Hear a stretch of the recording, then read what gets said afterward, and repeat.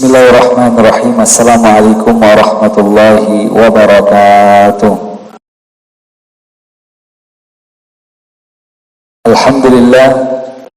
Alhamdulillahi rabbil alamin. Wassalatu wassalamu ala sayyidina Muhammadin wa ala alihi wa sahbihi ajma'in, amma ba'du. Al-mukarramun wal muhtaramun yang kita sama-sama hormati, para habaib, para sesepuh masyarakat, tokoh agama, sahibul bait, dan yang kita paling muliakan dan hormati, Habib Alwi Al-Idrus, Habib Khalid, Habib Husin Al-Idrus, Habib Quraisy Pada'at, dan rekan-rekan kami dari para habaib yang tidak kami sebutkan satu persatu nama beliau, mungkin kami belum kenal tadinya. Mudah-mudahan ini tambah kenal nanti lama-kelamaan. Amin ya rabbal alamin. Hadirin hadirat yang dimuliakan oleh Allah Subhanahu wa taala. Pada malam hari ini kita memperingati haul daripada TPQ Darut Talibin. Semoga TPQ tersebut semakin maju dan bisa menghasilkan banyak hufadzul Quran, para penghafal Quran. Amin ya rabbal alamin. Rasulullah sallallahu alaihi wasallam mengatakan, "Iqra'ul Qur'an fa innahu ya'ti yaumal qiyamah syafi'an li ashabi." Ya umatku, sering-seringlah membaca Quran. Jangan pernah tinggalkan itu Quran. Fa innahu ya'ti yaumal qiyamah syafi'an li ashabi. Karena Al-Qur'an akan menjadi syafaat bagi pembacanya tersebut. Semakin sering kita membaca Quran, semakin sering kita berdialog dengan Allah Subhanahu wa taala melalui Quran, maka semakin besar syafaat Allah Subhanahu wa taala terhadap diri kita. Semakin jarang kita membaca Quran dan kita semakin jauh daripada Quran, Rasul mengatakan hati orang yang tidak pernah membaca Quran atau jauh daripada Quran kal baitil kharib, tak ubahnya hati tersebut yaitu seperti rumah hantu, gelap sekali. Maka kalau hati kita mau bersih, anak kita mau jadi rajin, anak kita mau berubah, dekati dengan Al-Quran. Karena Aisyah pernah ditanya, Siti Aisyah pernah ditanya oleh sahabat Nabi Muhammad SAW, bagaimana menurut engkau dan bagaimana pendapat engkau tentang akhlak Nabi Muhammad SAW? Maka beliau mengatakan, kana khuluquhul Quran. Akhlak Rasul adalah sebagaimana engkau baca Quran. Kalau engkau baca Quran seperti itu, itulah akhlak Rasul SAW. Rasul tidak pernah dipuji di dalam Al-Quran karena salat beliau. Tidak pernah dipuji oleh Allah Subhanahu wa taala di dalam Al-Quran karena rajinnya bersedekah. Tidak pernah dipuji di dalam Al-Quran karena hebatnya ketika berbicara. Tidak pernah dipuji Rasulullah SAW karena keberaniannya di medan perang. Akan tetapi Nabi Muhammad SAW dipuji oleh Allah Subhanahu wa taala karena akhlak beliau, sopan santun beliau. Laqad kana lakum fi Rasulillahi uswatun hasanah. Bagi umatnya harus bahkan wajib untuk meniru Nabi Muhammad SAW. Bayangkan orang-orang di luar Islam, orang-orang di luar Islam mengidolakan yaitu nabi-nabi kita. Orang-orang Nasrani mengidolakan Nabi Isa alaihissalam. Orang-orang Yahudi mengidolakan Nabi Musa alaihissalam. Sedangkan Nabi Musa alaihissalam mengidolakan Nabi Muhammad SAW. Nabi Isa alaihissalam mengidolakan Nabi Muhammad SAW. Bahkan tegas di dalam Al-Quran, Nabi Isa mengatakan kepada umatnya di dalam Al-Quran mengatakan, nanti akhir zaman ada kabar gembira bahwa ada Nabi ismuhu Ahmad, namanya Ahmad. Nabi Isa sendiri yang mengabarkan kepada umatnya. Dan Nabi Isa alaihissalam bangga dan ingin meniru Nabi Muhammad SAW, bahkan berdoa ingin menjadi umatnya Nabi Muhammad SAW. Makanya Allah Subhanahu wa taala mengabulkan permohonan Nabi Isa, dan Nabi Isa alaihissalam dijadikan umat pada akhir zaman nanti. Bukan menjadi nabi, tapi beliau menjadi umat Nabi Muhammad SAW. Satu-satunya nabi yang memiliki umat nabi. Siapa itu? Nabi Muhammad SAW. Maka Nabi Muhammad SAW dipuji oleh Allah Subhanahu wa taala karena akhlak beliau, karena kesabaran beliau. Inilah sebabnya Nabi Muhammad SAW masuk dalam kategori 5 kalangan elitnya para nabi. Siapa itu kalangan elitnya para nabi? Yang pertama Nabi Muhammad SAW. Yang kedua Nabi Ibrahim alaihissalam. Yang ketiga Nabi Musa alaihissalam. Yang keempat Nabi Isa alaihissalam. Yang kelima Nabi Nuh alaihissalam. 5 ini disebut Nabi Ulul Azmi. Nabi Ulul Azmi adalah nabi pemimpin-pemimpin para nabi. Dilihat dari kesabaran mereka, tidak dilihat dari jumlah umat mereka. Coba kita lihat dalam Al-Quran. Nabi Nuh alaihissalam ini masuk dalam kategori Nabi Ulul Azmi. Kalau kita lihat dalam Al-Quran surah Nuh, Nabi Nuh alaihissalam ini dakwah 950 tahun. Keliling kampung ke sana, kampung ke sini. Yang ikut, kata ulama, illa qalil dalam Al-Quran mengatakan. Sedikit saja ikut, gak banyak. Ada yang mengatakan 80, ada yang mengatakan 90, 95. Yang ikut dengan Nabi Nuh alaihissalam keliling selama 950 tahun. Coba kita tengok Nabi Yunus alaihissalam. Apa kata Allah Subhanahu wa taala? Nabi Yunus alaihissalam dalam Al-Quran dijelaskan umatnya mi'ata alfin aw yazidun. Umatnya ratusan ribu, banyak pengikut beliau. Kalau dibanding dengan umat Nabi Nuh alaihissalam, jauh lebih banyak umat Nabi Yunus alaihissalam. Tetapi kok Nabi Yunus tidak masuk dalam kategori Nabi Ulul Azmi? Kok tidak masuk dalam kategori Nabi yang terbaik? Tidak masuk dalam kategori Nabi kalangan elitnya para nabi?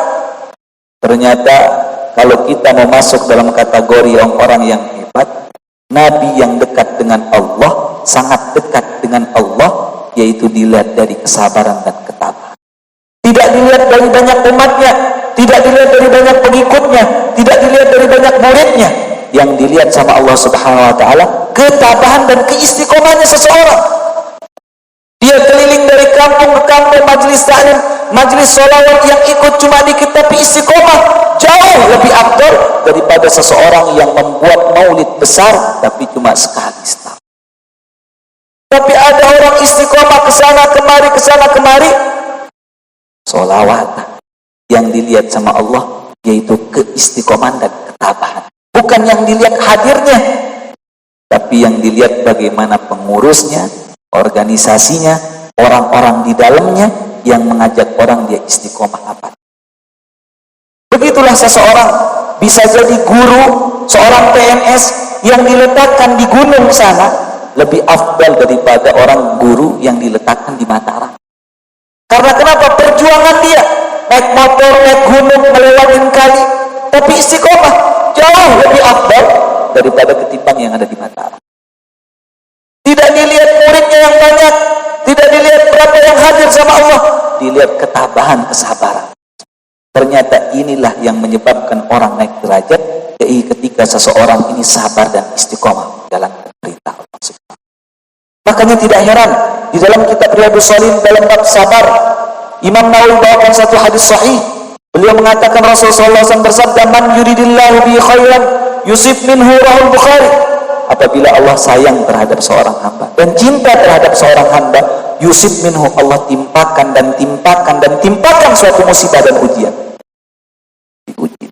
Kadang ujian datang dari tetangga, kadang ujian datang dari teman. Tetapi ingat, ujian terberat dan terbesar apabila datang dari orang terdekat. Ujian terberat dan terbesar datang dari orang terdekat. Suatu ketika ada seorang di Yaman sana. Beliau ini memiliki kebun, bagus sekali kebun, dan termasuk kategori orang yang kaya. Dia memiliki kebun kurma, dia bangun rumah yang indah di sana. Mungkin kalau bahasa orang di sini sebutnya villa. Tapi bagus sekali, ada kalinya, ada airnya di sana, ada penjaga di sana. Yang punya rumah jarang ke sana. Tiba-tiba penjaga ini setiap malam melapor kepada atasannya. Tuan, kebun kita yang ada rumah, yang ada lewat kalinya itu, tiap hari ada orang buang kotoran manusia di sana. Tiap hari ada orang buang kotoran manusia. Kata tuannya mengatakan, coba kau selidikin dia, ada apa enggak orangnya tersebut? Yang buang itu siapa? Maka malam hari dia enggak tidur nih penjaga. Tiap hari orang buang kotoran manusia di sana.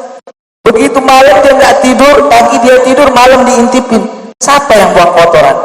Begitu diintipin, innalillahi wa inna ilaihi raji'un, kata dia. Lihat lagi, innalillahi wa inna ilaihi raji'un. Besok pagi dia melapor ke atas, Tuhan, celaka, saya celaka. Ada apa? Sesungguhnya yang melempar kotoran, yang buang kotoran tiap hari, itu engkau punya saudara. Saudara engkau? Saudara kandung saya? Iya, saudara kandung engkau. Lihat, akhlak, dia meniru akhlak Rasulullah SAW. Apa yang dia tiru? Ketika seseorang ini tidak merasa buat salah terhadap orang, langsung kadangkala dia ini introspeksi diri. Kadang, mohon maaf Bapak Ibu yang hadir di tempat ini, kadang kita lagi jalan lurus, kadang sebagiannya di samping ada yang singgung. Kadang kita lagi jalan, kita nggak pernah buat salah sama dia. Tetapi orang yang hebat, sebelum ketika dia disalahkan, dia menyalahkan dirinya sendiri. Sehingga apa? Apa kata Tuhan yang mengatakan, ya udah besok malam kau intip lagi. Ternyata begitu diintip, si tuan rumah ini yang punya villa tadi tersebut mengumpulkan anak-anak. Apa kata dia? Hei anak-anakku, berapa bulan, berapa tahun engkau tidak pernah berziarah ke paman engkau, tidak pernah silaturahmi. Sekarang bawakan dia jajan, paman dan bibi engkau. Berapa bulan engkau tidak pernah ke rumahnya? Berarti kan dia nyalahkan diri. Padahal dia nggak pernah buat salah. Ada orang dari saudara, dia punya saudara 5, naik 1 ekonominya tinggi, biasanya yang 4 bakalan kesinggung. Biasa. Kok dia nggak pernah sodakoh sama orang lain? Padahal dia tiap hari sodakoh, ke saudaranya udah dikasih. Dia nggak pernah buat salah. Tetapi orang yang hebat, ketika dia lagi lurus, ditegur sesuatu tersebut, cepat-cepat dia introspeksi. Dia nggak pernah buat salah. Kotoran dibuang sama saudara. Apa yang terjadi? Dia antarkan makanan sama anak. Besok pagi penjaganya ngelapor, Tuan, nggak ada lagi orang yang buang kotoran lagi. Coba intip besok, ada apa enggak? Diintip lagi, nggak ada, udah aman. Besok diintip lagi, udah aman, nggak ada lagi. Bagaimana kok bisa orang nggak bisa buang kotoran lagi? Ada apa Tuan, kok apakan? Karena mungkin kita kurang silaturahmi. Itulah ucap Rasulullah SAW mengatakan, yujadu rihul jannah min masirati khamsati amin wala yajiduha akun walidayhi wala qati'ur rahim.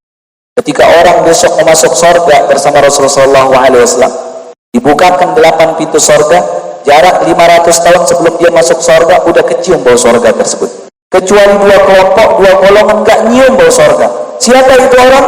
Orang yang durhaka sama orang tuanya dan memutus tali silaturahmi. Mungkin sebagian kita ada yang hadir di sini yang memutus tali silaturahmi, baik kepada temannya maupun kepada keluarganya, bahkan na'udzubillah tsumma na'udzubillah min dzalik, memutus silaturahmi kepada kedua orang tua. Tidak bicara, tidak mau bicara. Maka ini termasuk uququl walidain, durhaka terhadap orang tua. Orang yang seperti itu dikunci pintu sorga, dilempar kuncinya ke neraka. Besok giliran dia mau masuk sorga, digembok. Mana kuncinya? Nyemplung dulu, nyari dulu. Dia masuk sorga, iya nyemplung dulu. Dia bagus, taat, rapi sholatnya, rapi ngajinya, rapi semua. Tapi mutus silaturahmi dan durhaka sama orang. Itu malaikat Ridwan, oper kuncinya ke malaikat Malik. Malaikat Malik lempar ke tengah. Nah, nyemplung dah dulu. Begitu dia masuk, hilang, masuk. Dia oper tuh kuncinya di sana tuh, ambil dulu, di laundry dulu masuk. Kan tuh nggak enak yang begitu. Makanya momentum Maulid ini dan hari haul ini, PPK ini, jadilah akhlak sebagaimana akhlak Quran. Akhlak Quran itu dicaci maki, dia balas baik. Dihina, dia tambah lembutin. Apa contohnya? Contohnya Rasul. Karena khuluqul Quran, akhlak Rasul, akhlak Quran. Apa buktinya? Abu Bakar As-Siddiq datang ke rumah Aisyah sepeninggal Rasul beberapa hari, bertanya, wahai Aisyah, apakah ada amalan Rasul yang belum ayah kerjakan? Apa kata Aisyah? Tidak ada, wahai ayah. Engkau orang paling sempurna setelah Rasul SAW. Engkau ini adalah khalifah pertama, orang yang paling dekat dengan Rasul SAW. Tidak ada. Coba engkau pikir lagi, kata Abu Bakar As-Siddiq. Coba pikir lagi. Tidak ada. Pulang Sayyidina Abu Bakar. Begitu balik besok pagi nanya lagi. Tidak ada, wahai ayah. Tidak ada. Besok lagi, balik lagi, nanya lagi. Ada, wahai Aisyah anakku, coba engkau pikir engkau adalah istri terdekat Rasulullah SAW, tercinta, istri tercinta setelah Khadijah. Apakah ada? Tidak ada. Mama mikir, apa kata Siti Aisyah mengatakan, oh ada ya. Apa itu? Ini kayaknya belum pernah ada ngamalin. Apa amalan tersebut? Setiap pagi Rasul sering ngasih makan orang tua Yahudi buta di pasar sana. Apa yang dia berikan? Sari, dia buatkan dia itu apa namanya, bubur campur daging. Kalau gitu buatkan saya besok mau ke pasar sana. Maka begitu besok pagi Abu Bakar ambil tuh bubur tersebut, sudah jadi, maka dibawa. Begitu masuk pasar, ribut pasar, khalifah masuk pasar. Ya Allah, presiden masuk pasar nih, ada apa? Orang bertanya di pasar, khalifah ada apa? Urusan apa? Segenting apa engkau sampai masuk pasar? Tidak ada. Coba, saat mau ngamalkan sunnahnya Nabi Muhammad, jangan sampai ada yang buat. Itulah sifatnya Sayyidina Abu Bakar, Khulafaur Rasyidin. Maka begitu dia cari, tengok kanan, tengok kiri, nggak nemu, mana tuh orang tua. Terdengar suara keras bahwa ada di pasar sana orang mencaci maki Rasul. Terdengar suaranya, orang-orang di pasar, jangan kau dekat Muhammad, jangan engkau yaitu ikuti Muhammad, Muhammad gila, Muhammad orang yang bohong, jangan ikut-ikutin dia. Mana Sayyidina Abu Bakar mendengar suara itu, diikutin suara itu semakin besar. Ternyata dia dapati ada orang tua sambil sandaran, tua Yahudi buta. Itu dia orang. Ya Allah, kata Abu Bakar, ini yang dikasih makan sama Rasul tiap hari. Tiap hari dia hina Rasul, tiap hari dia caci maki Rasul, tiap hari dia mengata-ngatain Rasul sallallahu alaihi wasallam, tiap hari disuapin sama Rasul sallallahu alaihi wasallam. Sifatnya Rasul, dihina dibalas baik, dikasarin tambah dilembutin. Itu sifat Nabi Muhammad. Enggak pernah membalas keburukan dengan keburukan. Idfa' billati hiya ahsan fa idzal ladzi bainaka wa bainahu adawatun ka'annahu waliyyun. Itulah kata Al-Quran. Lawan orang tersebut dengan apa? Dengan senjata? Bukan. Dengan pisau? Bukan. Idfa' billati hiya ahsan. Dengan sebaik-baik sesuatu. Orang hina kita, bawakan dia bunga. Hina lagi, bawakan dia bunga lagi. Hina lagi, oh perlu sama potnya kayaknya. Udah 2 kali bunga ini, kayaknya perlu potnya juga ini kayaknya. Maksudnya apa? Selalu berbuat baik sama Allah. Fa'idzal ladzi bainaka wa bainahu adawatun ka'annahu waliyyun hamim. Seandainya ada cekcok di antara kalian, adawah, tapi salah satu berbuat baik, apa kata Allah? Nanti engkau jadi hamim, teman akrab. Kalau udah kita baik sama orang, terusin baikin orang, dia burukin kita, nanti lama-lama dia jadi teman akrab. Makanya ulama mengatakan jangan cinta sama orang kebangetan, jangan benci sama orang kebangetan. Siapa tahu yang kita cintai tersebut nanti menjadi pecah sekali. Tapi kalau kita benci, siapa tahu dia akan menolong kita. Banyak buktinya. Dulunya kita akrab sama teman, dulunya kita suka sama si dia, begitu putus, aibnya dibongkar-bongkar, dikata-katain. Banyak terjadi. Tapi banyak terjadi dulunya kita benci sama dia, ternyata dia yang bela kita. Dia yang hormati kita. Dia yang melindungi kita. Dia yang membantu kita. Teman yang kita dekat tidak pernah membantu kita. Orang yang kita benci ternyata dia baik. Maka jangan membenci orang kebangetan. Makanya Rasulullah SAW mengatakan, in kaliha minha khuluqun radiya minha khuluqun akhar. Kalau engkau datang rasa benci sama seseorang, radiya minha khuluqun akhar. Lihat sisi baik, positifnya orang. Jangan lihat sisi negatif. Jadikan mata kita jangan mata lalat, jadikanlah mata kita matanya yaitu matanya apa namanya? Itu yang suka madu itu lebah. Kalau kita sering jadi mata lalat, kotoran saja dilihat sama orang. Kalau lebah yang dilihat madu. Dan kata dalam ilmu tasawuf, mata ini adalah lubangnya hati. Kalau yang dilihat orang itu baiklah hati kita. Ada orang yang dilihat aib, buruk saja yang dilihat. Tandanya kotor hatinya seseorang. Bahkan orang itu sholat berjamaah barengan sama dia, tetap aja dilihat keburukan orang. Dia pura-pura, sengaja cari perhatian, pura-pura aja. Orang sodako, mau dibilang ada saja diomongin orang. Dia merasa dia paling baik. Makanya takabur itu apa? Yaitu dia merasa lebih daripada orang lain. Tawadhu itu apa? Yaitu dia selalu tidak pernah merasa lebih daripada orang. Itulah sifat Rasulullah SAW. Maka Abu Bakar As-Siddiq memaju pada saat tersebut. Ketika maju, dia mendekat sampai di depan orang Yahudi tersebut. Apa kata orang Yahudi tersebut? Semakin keras cacian maki tersebut. Ingat wahai orang-orang, jangan percaya namanya Muhammad. Muhammad itu pembohong. Muhammad itu begini dan begini. Dicaci maki Rasul di depan Sayyidina Abu Bakar udah hampir geram. Tapi dia ingat, ya Allah, Rasul. Intinya apa? Setiap kita lagi berjuang, datang ujian, ingat Nabi Muhammad. Itu yang buat tenang. Kita lagi dicaci maki, Rasul lebih dicaci maki. Kita kan nggak pernah mau diancam dibunuh. Ada yang pernah diancam dibunuh nggak? Ada apa nggak yang hadir di sini diancam dibunuh? Ada apa tidak? Tidak. Rasul tuh dari kecil udah diancam, diasakan pisau, mau dibunuh, sampai besar, sampai beliau pindah alam dari dunia ke barzakh. Itu rencana pembunuhan Rasul udah banyak. Tapi tetap Allah jaga bagi orang yang istiqomah dan minta perlindungan dari Allah, selalu membaca zikir pagi dan petang, terutama baca Ratibul Haddad, baca maghrib pagi, baca Wirdul Latif pagi. Apa yang terjadi? Dia aduk pada saat tersebut. Bubur tersebut dia aduk, kasih makan. Sayyidina Abu Bakar ini orang paling lembutnya sahabat. Ukuran Umar yang nyuapkan dia bukan pakai tangan, pakai pedang. Tapi ini Abu Bakar lembutnya minta ampun. Diaduk, disuah. Begitu nempel ke mulutnya, nempel, ditampar tangannya Sayyidina Abu Bakar. Ditampar. Anta siapa kau? Diam aja Sayyidina Abu Bakar, enggak mau jawab. Lagi diaduk. Dipukul lagi. Siapa kau? Engkau orang yang tidak biasa yang menyuapkan saya. Bukan engkau yang biasa menyuapkan saya. Yang biasa menyuapkan saya tangannya lembut sekali. Rasulullah SAW bagaimana lembutnya Rasul? Sampai orang buta bisa membedakan mana tangan Rasul, mana tangannya Sayyidina Abu Bakar. Bisa dibedakan. Padahal tiap hari dihina Rasulullah SAW. Tambah dilembutin, tambah dihina, tambah dilembutin. Itulah, yaitu yang disebut kana khuluqul akhlak. Maka Quran dengan sholawat ini nggak bisa pisah. Nggak bisa pisah. Quran dengan akhlak Rasul tidak bisa pisah. Sholawat dengan Quran tidak bisa pisah.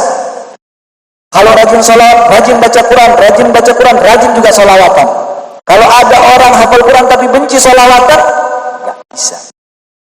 Nggak nyambung. Karena Aisyah mengatakan karena khuluqul Quran, Rasul itu akhlaknya pun. Bahkan hari Jumat pun kita dianjurkan banyakin sholawat.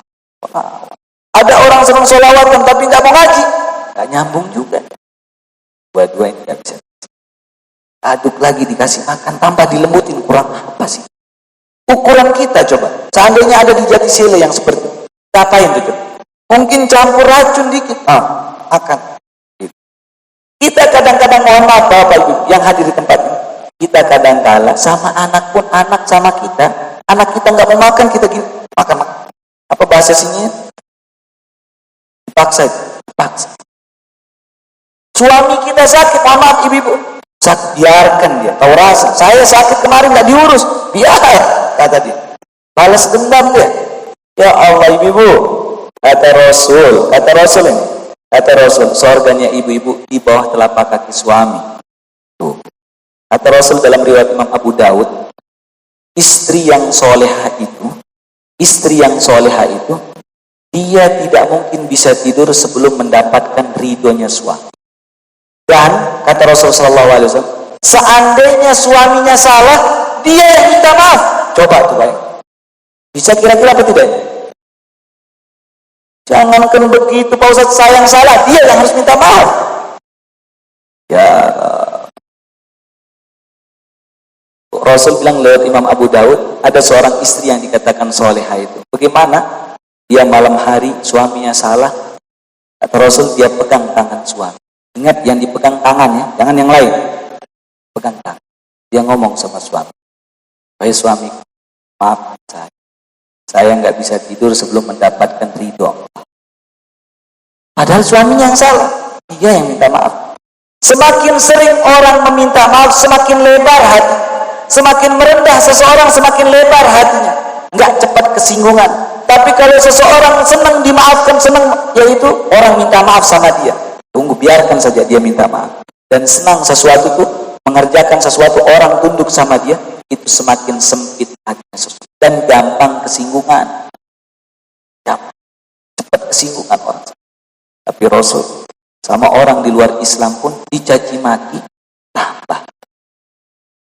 tambah tinggi Nabi Muhammad SAW. Disuap. Apa kata Sayyidina Abu Bakar? Pas ditanya, siapa engkau? Anak Abu Bakar As-Siddiq. Kaget. Siapa yang kaget? Orang yang buta. Ya Allah, khalifah presiden datang. Ada apa engkau ke sini?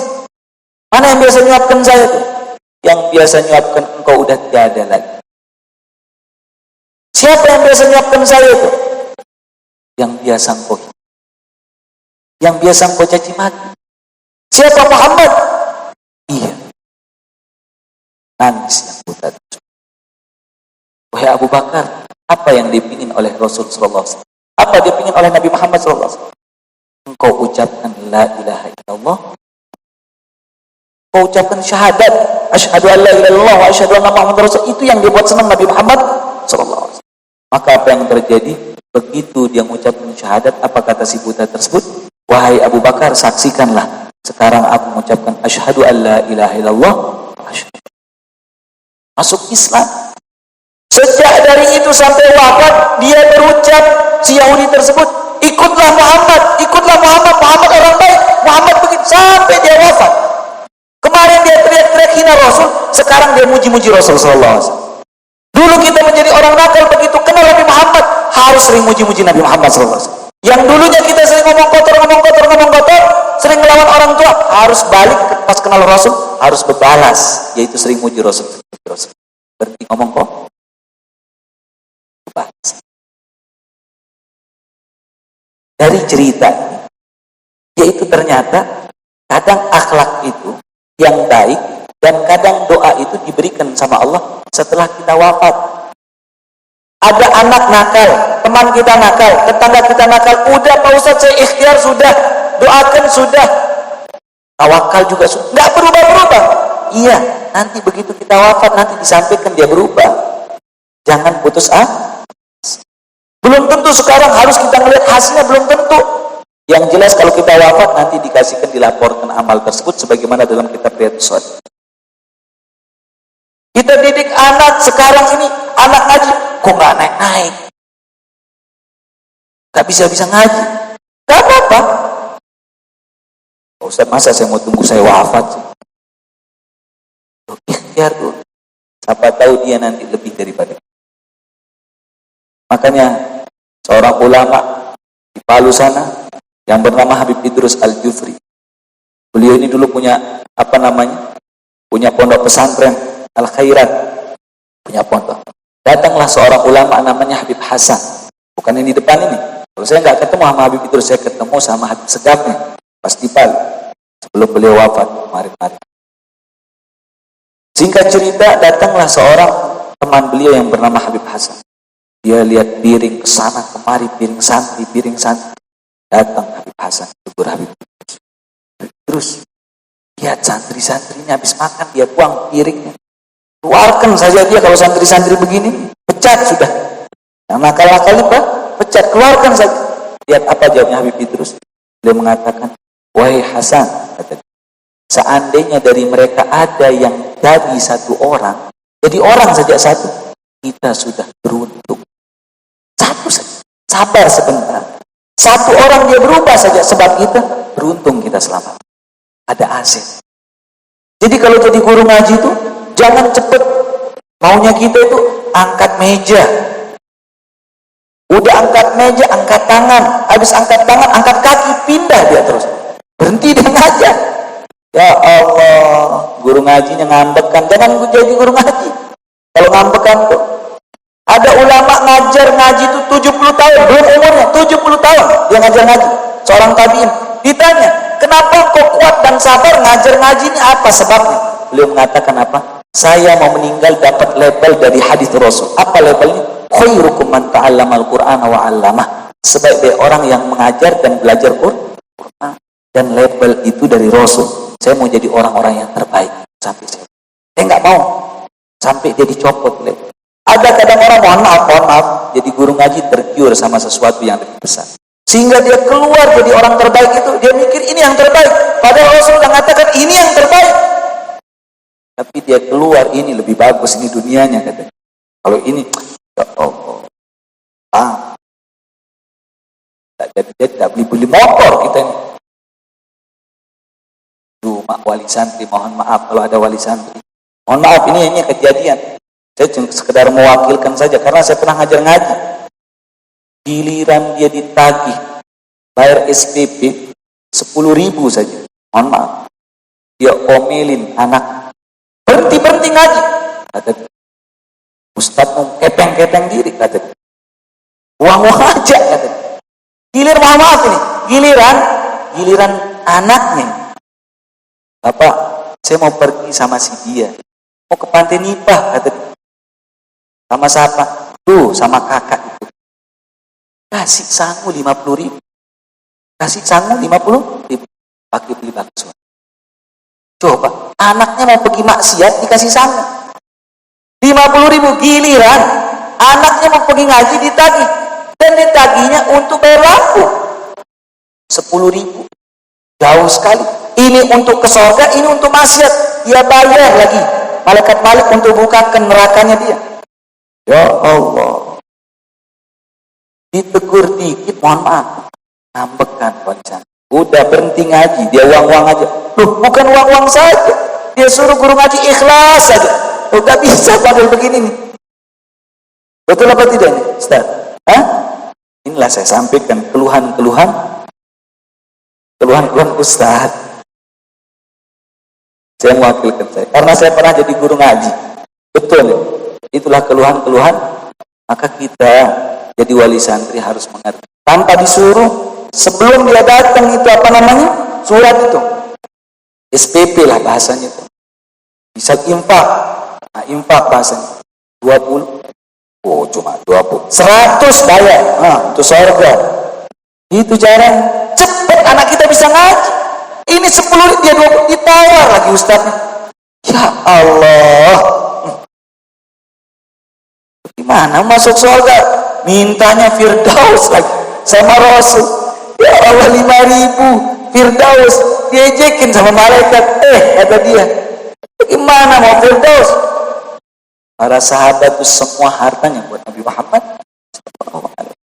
Jadi ibu wali santri, bapak wali santri, kalau ada TPQ, jangan sampai guru itu yang berpikir untuk bagaimana kita ngelihat kelas belum dibangun, kita mikir sama wali santri, gimana belikan dia keramik, bagaimana ini atapnya biasa supaya enak orang ngaji, bagaimana taruh kipasan, gimana? Jangan lagi ustadznya yang mikir, kita yang mikirin dia.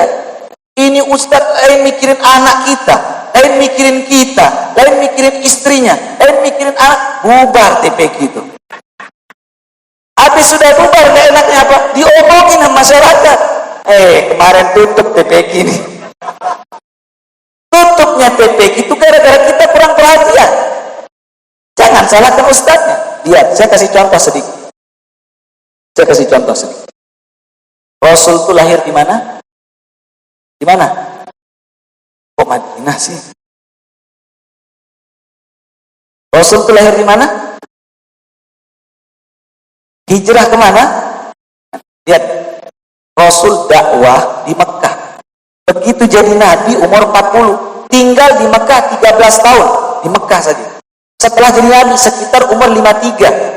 Sedangkan begitu hijrah ke Madinah, 10 tahun saja Rasul di Madinah.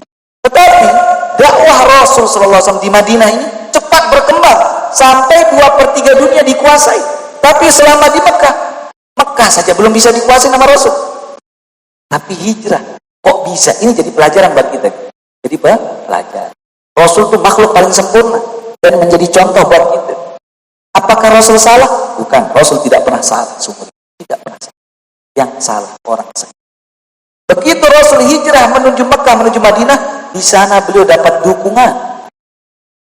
Sahabat-sahabat yang datang muhajir, yang di sini Ansor, menawarkan Rasul SAW. Apa yang dia tawarkan? Ya Rasulullah, silakan pakai rumah saya mana saja engkau mau, berebut orang. Ini giliran ustadznya datang, teranjak ngopi nih ustadz. Gak boleh seperti itu. Rasul dulu tuh berebut orang pada saat tersebut. Ada dukungan sampai 2/3 dunia dikuasai. Ternyata sebab dakwahnya berhasil dan DPQ bisa berhasil kalau ada dukungan. Kalau ustadznya capek ngajar saja, nggak bisa. Kalau nggak ada dukungan, harus ada dukungan baru dia bisa berkembang. Jelas ibu? Jelas apa tidak? Saya tidak dipesan. Cuma begitu saya dengar DPQ, saya ingat langsung. Saya pun pernah merasakan penderitaan seperti ini. Tapi sekarang alhamdulillah, ya kita sabar-sabar bagaimana cara ngomong sama wali santri, sabar bagaimana ini cara lembut sama wali santri. Jangan sering pukul santri. Tidak boleh main pukul santri, tidak boleh. Jaga. Maka inilah pesan Rasulullah SAW kepada para sahabat, apabila datang orang ngaji kepada engkau yang taklim, maka sayang mereka, lembut terhadap mereka, jangan kaku sama mereka, supaya kita kerja sama. Semoga TPQ Darul Talibin semakin maju, semakin besar. Yang tadinya di dalam, semoga di luar. Jangan sampai di tengah jalan, di luar. Nanti lama-lama pinggir jalan. Amin ya rabbal. Jangan amin saja.